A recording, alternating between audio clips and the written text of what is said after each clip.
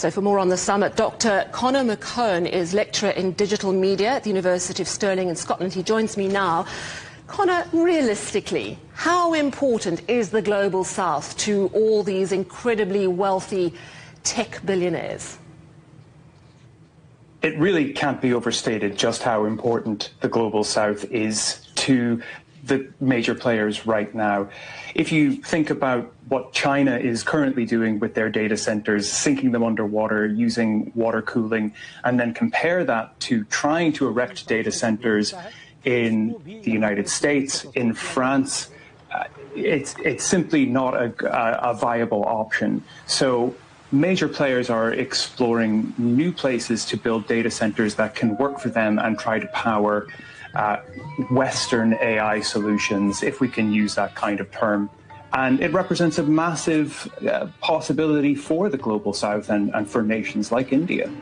What messages are coming through from the Global South to the rest of the tech world about what they want, what their vision is?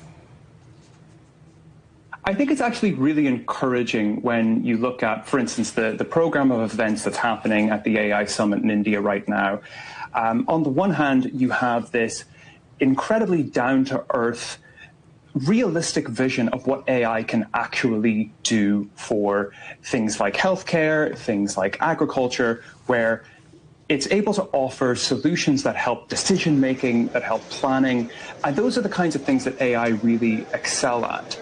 However, that more transformative vision using AI-powered robots to do labor for humans, more blue sky thinking type solutions that we're maybe thirsty to see at these kinds of conferences, I think those aren't coming along quite as much as some people would like, particularly in the USA.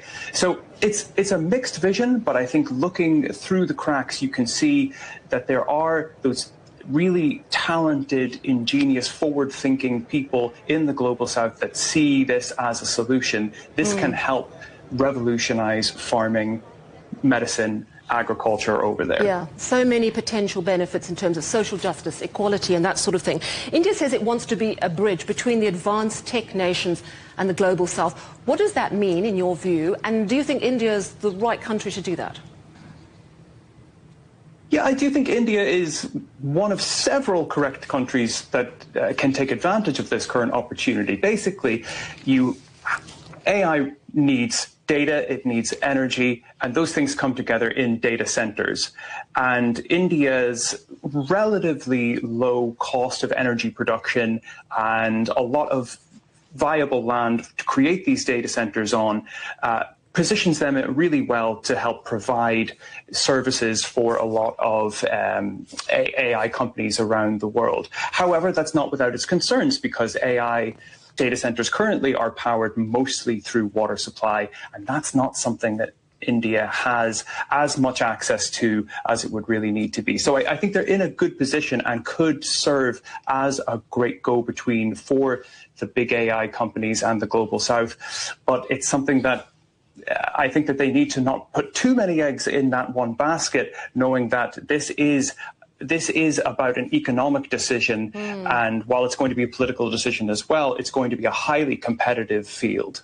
Thank you so much for chatting to us, Dr. Conor McKeown, lecturer in digital media at the University of Stirling in Scotland.